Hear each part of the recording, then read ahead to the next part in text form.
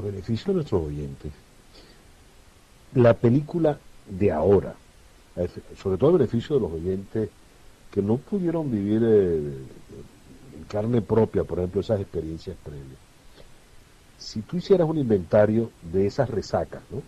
Porque no recuerdo quién dijo que ya pasó la borrachera, ahora viene el ratón, y por lo Así visto es, somos más expertos en el ratón que en la borrachera. así es. Eh, ¿Qué ocurrió en los ratones previos?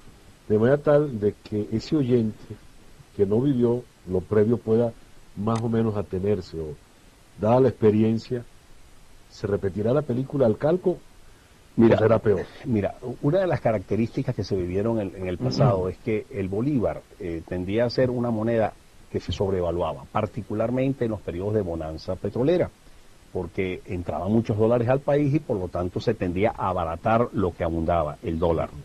Y por lo tanto eso hacía que el tipo de cambio tú lo pudieras mantener fijo por mucho tiempo.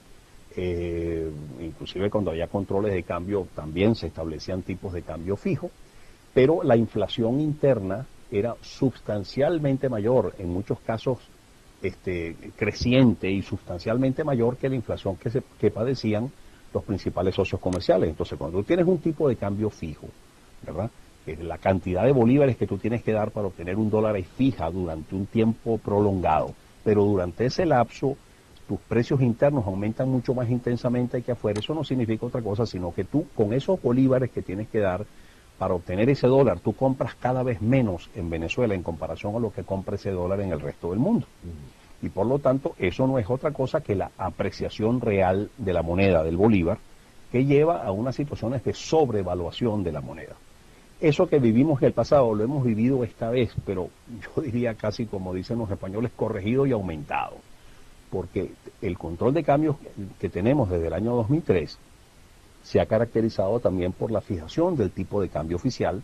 Ya llevamos casi 4 años con el tipo de cambio de 2.15 fijo, y durante esos 4 años o casi 4 años nosotros hemos tenido una inflación sustancialmente mayor dentro de Venezuela que en el resto del mundo, y por lo tanto esos 2 bolívares 15 compran en Venezuela mucho menos de lo que compra ese dólar afuera, y por lo tanto tenemos a un bolívar descomunalmente sobrevaluado. Lo más barato que tú puedes comprar en Venezuela después de un litro de gasolina es un dólar a 2.15. Y por lo tanto, pues todo el mundo se ha volcado sobre esos dólares a 2.15 a como de lugar, comprando voluntades, haciendo todas las triquiñuelas para tratar de obtener dólares a 2.15, porque el mejor negocio que tú puedes hacer en Venezuela es comprar un dólar a 2.15 y venderlo a un precio sustancialmente mayor al minuto siguiente.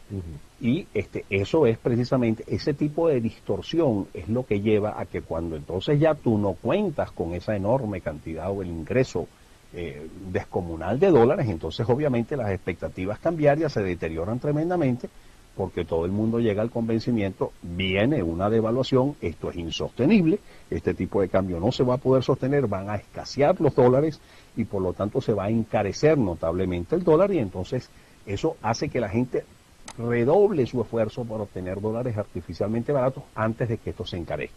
Y eso entonces lleva a unas salidas masivas de capital totalmente incontroladas que hacen totalmente ineficientes los controles de cambio que tú puedas tener, y obviamente eso al fin se traduce en el reventón cambiario cuando aquello pues no se puede sostener. ¿Estaríamos ahorita en esa situación, en Bueno, este mira, instante? estamos en el preámbulo, estamos entrando precisamente en la época de la resaca, en la época del fin de fiesta, que vamos ahora a pagar, porque simplemente al desconocerse esa recomendación que tantas veces dimos los economistas y que nos llevaron a que nos tildaran de profetas del desastre, de alarmistas, de pájaros agoreros, de cuanto adjetivo tú nos quieras decir, bueno, pues simplemente estamos llegando al final de la película, de la misma película que ya hemos vivido varias veces en el pasado.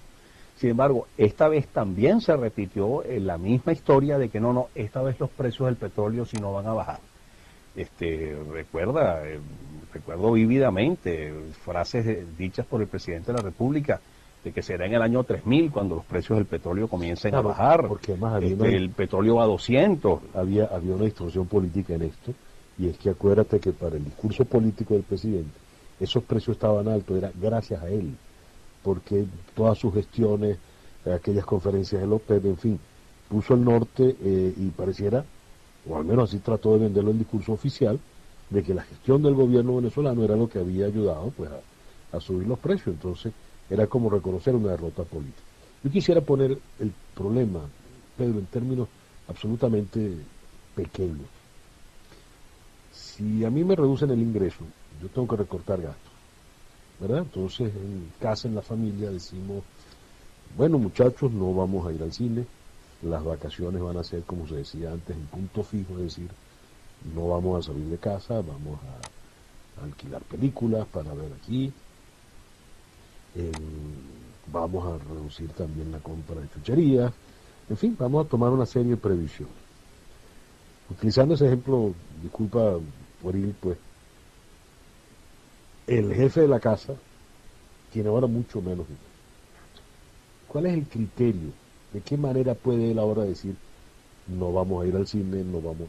¿Dónde va a estar el recorte de gastos para este gobierno a partir del año 2009? Yo quisiera que abordásemos eso, por favor, al regreso a esta pequeña pausa. ¿Cómo no? En la noche de hoy estamos conversando con el doctor Pedro Palma, economista, a propósito del foro Perspectivas 2009, el país después de las elecciones, en el IESA. Ya regresamos. De regreso, la entrevista con César Miguel Rondón. El próximo jueves 27 de noviembre, el IESA va a llevar adelante el foro Perspectivas 2009, el país después de las elecciones, y entre los ponentes en ese foro del IESA está el doctor Pedro Palma, quien es nuestro invitado en la noche de hoy. A propósito de esas perspectivas 2009, Pedro había preguntado antes de la pausa electoral, pausa publicitaria, perdón, vaya lapsus, si el gobierno va a tener mucho menos dinero, va a tener que aplicar un programa de recortes. ¿Cómo podría establecer sus prioridades? ¿Cómo podría jerarquizar esos recortes del gobierno? Bueno, mira, tú pusiste, antes de ir a la pausa, el problema en una forma muy sencilla. Un padre de familia que ve que los ingresos se le han reducido a la mitad y que, bueno, mira, tiene que decir a la familia hay que afrontar la nueva situación, hay que ajustar el cinturón, hay que adaptarse a las nuevas situaciones. Sin embargo, ese padre de familia puede decir, bueno, no, yo tengo todavía ahorrado una cantidad de dinero, entonces yo no le voy a pasar este problema a mi mujer y a mis hijos para no angustiarlos.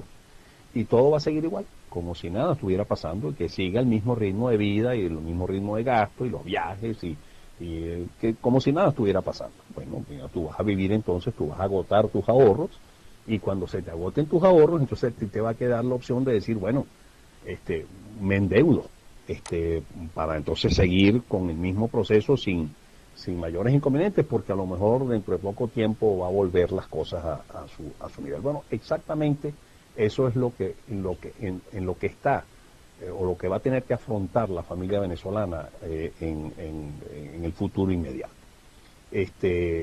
Vamos a tener unos ingresos sustancialmente menores y por lo tanto, bueno, ¿qué es lo que va a hacer ese padre de familia que genera ese ingreso, que administra ese ingreso tradicionalmente?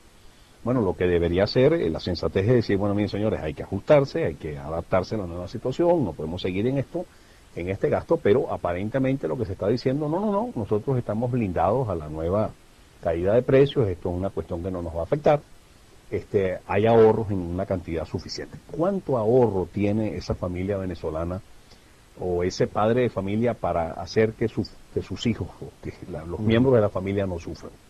Bueno, mira, de acuerdo a las cifras oficiales, al 30 de junio de este año, o sea, mediados de este año, Venezuela contaba más o menos con unos 34 mil millones de dólares de reservas internacionales, de los cuales unos 11 mil millones eran oro y posición de reservas en el Fondo Monetario Internacional, y el resto eran divisas.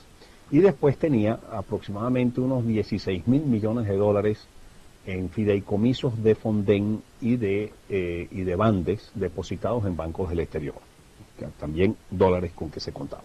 Bueno, de ese 30 de junio hasta acá, posiblemente parte de esos 16 mil millones de dólares se han utilizado, se han gastado. Los aportes nuevos que se le hayan hecho a esos fondos han sido limitados en primer término porque PDVSA tiene severos problemas de flujo de caja, y por lo tanto la capacidad de aportes de PDVSA se ha disminuido en una forma importante, pero también durante el tercer trimestre de este año, que venció en el mes de septiembre, se generó un ingreso adicional por este impuesto a las ganancias súbitas o contribuciones por ganancias súbitas que pudieran haber hecho aportes importantes al Fonden. El Banco Central no ha transferido reservas al Fonden, pero ha aumentado su nivel de reservas y por lo tanto en este momento que el Banco Central tiene algo más de 40.000 millones de dólares de reservas, a lo mejor, bueno, vamos a suponer que contamos con los mismos 15.000 o 14.000 millones de dólares en Fonden y en Bandes para, digamos, afrontar ese ahorro.